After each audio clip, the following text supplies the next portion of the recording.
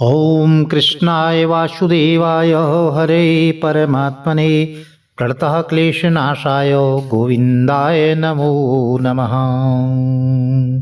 जय श्री कृष्ण मित्रों, राधे राधे। आज की वीडियो में माघ माह के महात्म्य के 17वें अध्याय की कथा का श्रवण करेंगे। आपने पिछली कथा में 16वें अध्याय की कथा श्रवण की और आज 17वें अध्याय की कथा राक्षस का उद्धार किस तरह से हुआ और 16वें अध्याय में आपने अप्सरा और ब्रह्म राक्षस के बारे में जाना। आज 17वां अध्याय बहुत ही महत्वपूर्ण है। साथ में हम आज मौनी अमावस्या है तो भगवत गीता के 7वें अध्याय की कथा का भी श्रवण करेंगे। बोलिए गणपति गजानंद महाराज की जय, श्री हरि विष्णु भगवान की जय, बोली शंकर भगवान की जय।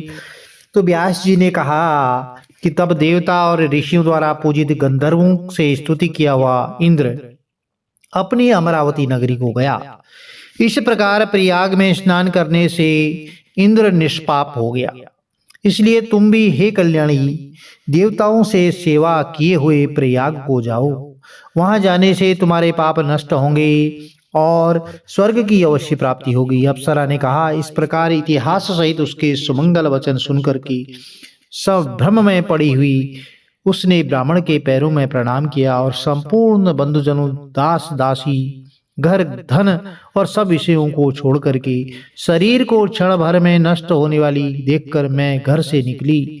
मैंने माघ मास में प्रयाग में गंगा यमुना के संगम पर जाकर के स्नान किया।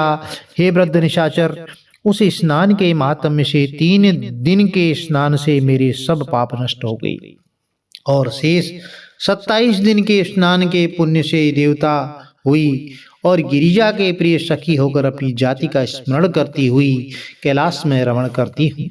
हे क्रूर हृदय, प्रयाग महात्म्य बस में सब देवताओं के साथ माघ मास में वहां स्नान करने जाती हूँ। हे राक्षस, तुम्हारे पूछने पर यह वृत्तांत मैंने तुमको मुग्ध करने के लिए कहा है। इसी प्रकार तुम भी मुझे मुग्ध करने के लिए अपना सब चरित्र कहो। किस कर्म से तुम कुरूप और भयंकर हुए? दाढ़ी, मूछ और बड़े दाढ़ वाले तुम पर्वत की गुफा में निवास करते हो। राक्षस बोला। इच्छा की पूर्ति करने वाली, छिपी हुई बात को कहने वाली हे वामलोचनी, मैं निस्संदेह कहता हूँ मुझ पर क्रूर जन्मा के भविष्य का उद्धार तुम ही से शीघ्र होगा। इसलिए जो पाप मैंने स्वयं किया था उसे कहता हूँ। हे सुश्रीणी सुनो, मैं काशी में वेदों की अनेक ऋचाओं का ज्ञाता था। प्राचीन काल में बड़े स्वच्छ उत्तम विप्र के कुल में पैदा हुआ था। हे भीरु, राजा, पापी, शूद्र और वैश्यों से मैंने काशी में निंदित और निषिद्ध भयंकर बड़े बड़े प्रतिग्रह चांडालों के भी किए लिए और मुझ मूढ़ वृद्धि से भी अनेक पाप हुए हैं। हे वरवर्णिनी, अविमुक्त क्षेत्र में अणुमात्र भी पाप करने से वह मेरु पर्वत के समान हो जाता है और उस जन्म में मैंने बिल्कुल भी धर्म नहीं किया। बहुत दिनों बाद वहीं मेरी मृत्यु हो गई। तीर्थ में मृत्यु होने से मैं नरक में नहीं गया। इस वज्रलेप पाप से मैं अत्यंत क्रूर पापी राक्षस हिमालय पर्वत पर उत्पन्न हुआ।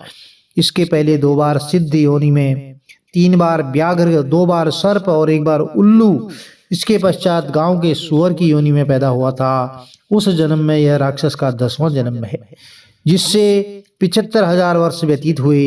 हे प्रिय, इस दुख से मेरा कल्याण नहीं है।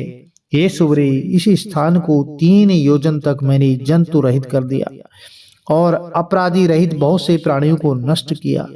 इन कार्यों से मेरा मन बराबर दहकता है। तुम्हारे दर्शन पाकर मेरे चित्त में ठंडक हुई है। अब मैंने अपने दुख के सब कारण तुमसे कहे, तो हे सुवरे, मैं इस दुख रूपी समुद्र के पार किस प्रकार जाऊं? तो दत्तात्रेय जी बोले।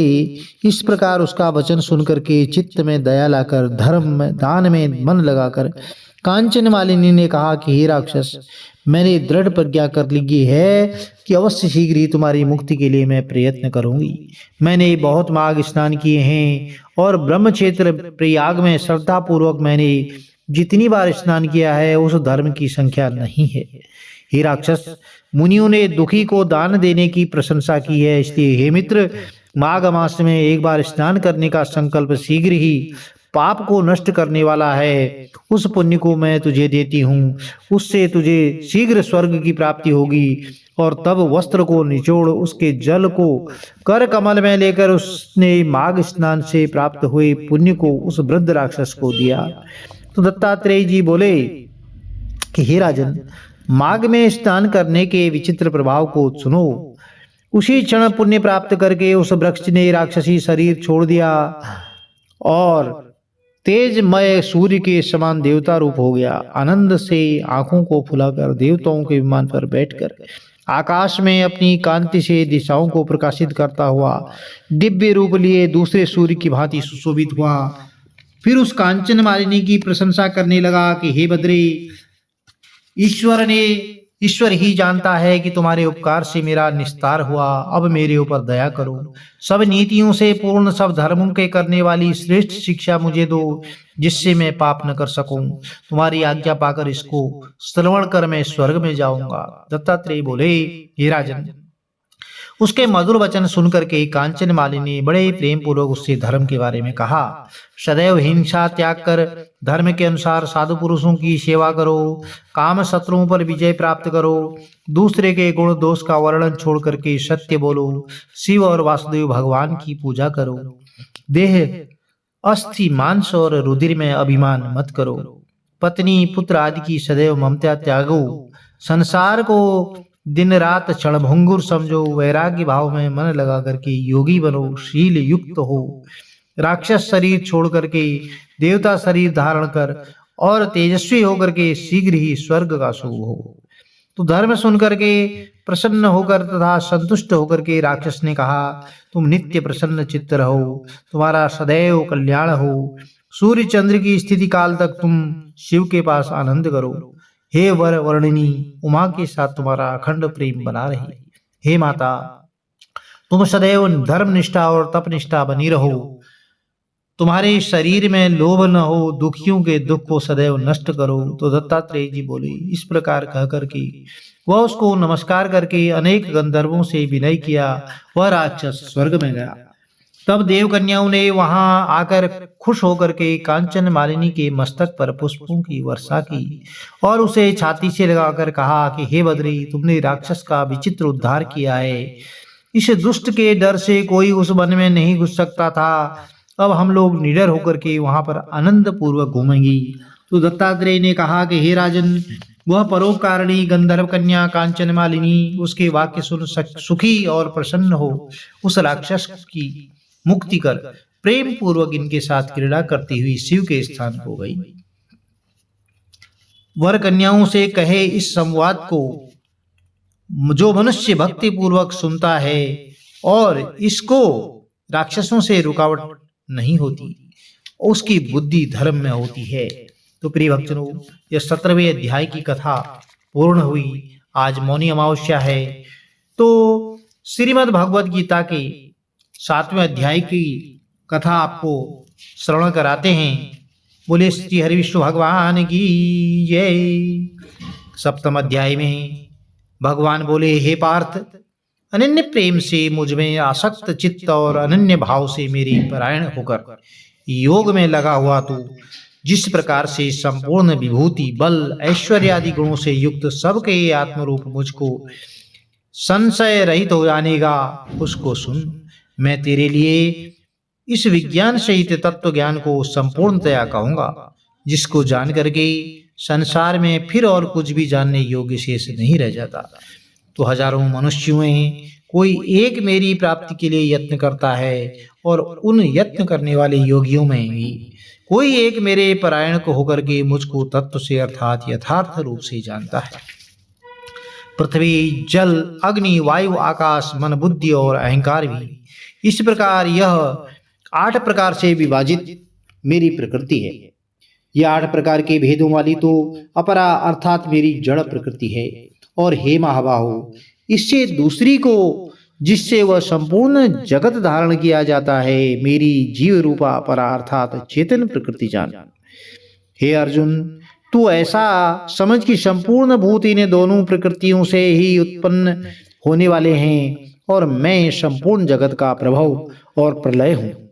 अर्थात संपूर्ण जगत का मूल कारण हूँ। हे धनंजय, मुझसे भिन्न दूसरा कोई भी परम कारण नहीं है। यह संपूर्ण जगत सूत्र में सूत्र के मणियों के सदृश मुझ में गूंथा हुआ है। हे अर्जुन, मैं जल में रस हूँ, चंद्रमा और सूर्य में प्रकाश हूँ, संपूर्ण वेदों में ओमकार हूँ और आकाश में शब्द और पुरुषों में पुरुषत्व हूँ। मैं पृथ्वी में पवित्र हूँ, गंध और अग्नि में तेज हूँ, संपूर्ण भूतों में उनका जीवन हूँ और तपस्वियों में तप हूँ। तो हे अर्जुन, तू संपूर्ण भूतों का सनातन बीज मुझको ही जान। मैं बुद्धिमानों की बुद्धि और तेजस्वियों का तेज हूँ। हे भरत श्रेष्ठ, मैं बलवानों का आसक्ति और कामनाओं से रहित बल अर्थात सामर्थ्य हूँ और सब भूतों में धर्म के अनुकूल अर्थात शास्त्र के अनुकूल काम हूँ। और भी जो सत्व गुण से उत्पन्न होने वाले भाव हैं और जो रजोगुण से तमोगुण से होने वाले भाव हैं, उन सबको तू मुझसे ही होने वाले हैं ऐसा जान। परंतु वास्तव में उनमें और मैं और वे मुझ में नहीं हैं। गुणों के कार्य रूप सात्विक, राजस, तामस, इन तीनों प्रकार के भावों से यह सारा संसार प्राणी समुदाय मोहित हो रहा है। इसीलिए इन तीनों गुणों से परे मुझे अविनाशी को ही नहीं जानता, क्योंकि यह अलौकिक अर्थात अति अद्भुत त्रिगुणमयी मेरी माया बड़ी दुस्तर है। परंतु जो पुरुष केवल मुझको ही निरंतर भजते हैं, वे इस माया को उल्लंघन कर जाते हैं अर्थात संसार से तर जाते हैं। माया के द्वारा जिनका ज्ञान हरा जा चुका है, ऐसे आसुर स्वभाव को धारण किए हुए मनुष्यों में नीच दूषित कर्म करने वाले मूढ़ लोग मुझको नहीं भजते। हे भरतवंशियों में श्रेष्ठ अर्जुन, उत्तम कर्म करने वाले अर्थात आर्त, जिज्ञासु और ज्ञानी, ऐसे 4 प्रकार के भक्तजन मुझको भजते हैं। उनमें नित्य मुझ में एक ही भाव से नित्य स्थित अनन्य प्रेम भक्ति वाला ज्ञानी भक्त अति उत्तम है, क्योंकि मुझको तत्व से जानने वाले ज्ञानी को मैं अत्यंत प्रिय हूँ और वह ज्ञानी मुझे अत्यंत प्रिय है। हे सभी उदार हैं, परंतु ज्ञानी तो साक्षात मेरा स्वरूप ही है, ऐसा मेरा मत है, क्योंकि वह मदगत मन बुद्धि वाला ज्ञानी भक्त अति उत्तम गति स्वरूप मुझ में ही अच्छी प्रकार से स्थित है। बहुत जन्मों के अंत के जन्म में तत्व ज्ञान को प्राप्त पुरुष सब कुछ वासुदेव ही है। इस प्रकार मुझको भजता है, वह महात्मा है, अत्यंत दुर्लभ है। उन भोगों की कामना द्वारा जिनका ज्ञान हरा जा सकता है, जिनका ज्ञान हरा जा चुका है, वे लोग अपने स्वभाव से प्रेरित होकर के उस समय को नियम को धारण करके अन्य देवताओं को भजते हैं अर्थात पूजते हैं। जो सकाम भक्त जिस जिस देवता के स्वरूप को श्रद्धा से पूजना चाहता है, उस भक्त की श्रद्धा को मैं उसी देवता के प्रति स्थिर करता हूँ। वह पुरुष उस श्रद्धा से युक्त होकर के उस देवता का पूजन करता है और उस देवता से मेरे द्वारा ही विधान किए हुए इन इच्छित भोगों को निस्संदेह वह प्राप्त करता है। परंतु उन अल्प बुद्धि वालों को वह फल नाशवान है, तो तथा वे देवताओं को पूजने वाले देवताओं को प्राप्त होने वाले हैं और मेरे भक्त चाहे जैसे ही भजें, अंत में मुझको ही प्राप्त होते हैं। बुद्धिहीन पुरुष मेरे अनुत्तम अविनाशी परम भाव को न जानते हुए भी मन इंद्रियों से परे मुझ सच्चिदानंद को, परमात्मा को मनुष्य की भांति जन्म कर भक्ति भाव व्यक्त को प्राप्त हुआ मानते हैं।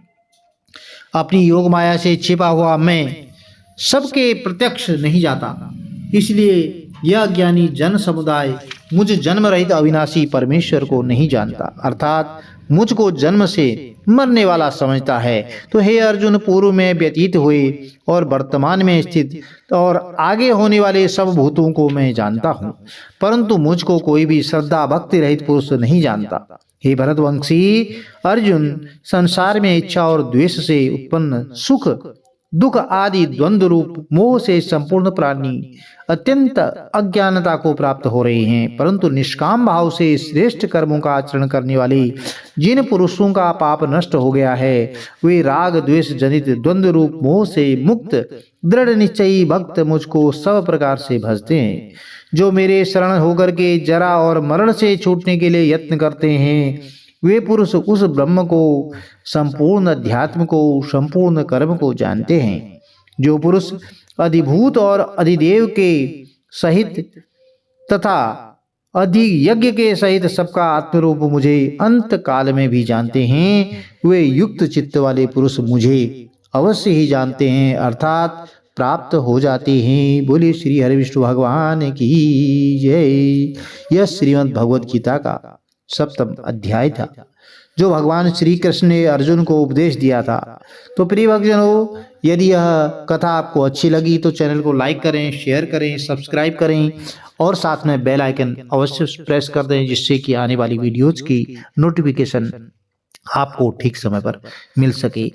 29 जनवरी 2025 आज माघ अमावस्या है और मौनी अमावस्या है। इस अमावस्या के दिन यदि आप प्रयागराज में स्नान करते हैं, महाकुंभ में स्नान कर सकते हैं, त्रिवेणी संगम में आप स्नान कर सकते हैं तो अति उत्तम है। अन्यथा आपके आसपास में जो पवित्र नदियां हैं, संगम हैं, उन पर आप स्नान करें और भगवान श्री हरि विष्णु का पूजन करें। आपकी मनोकामनाएं जरूर पूर्ण होंगी। जय श्री कृष्ण। राधे राधे।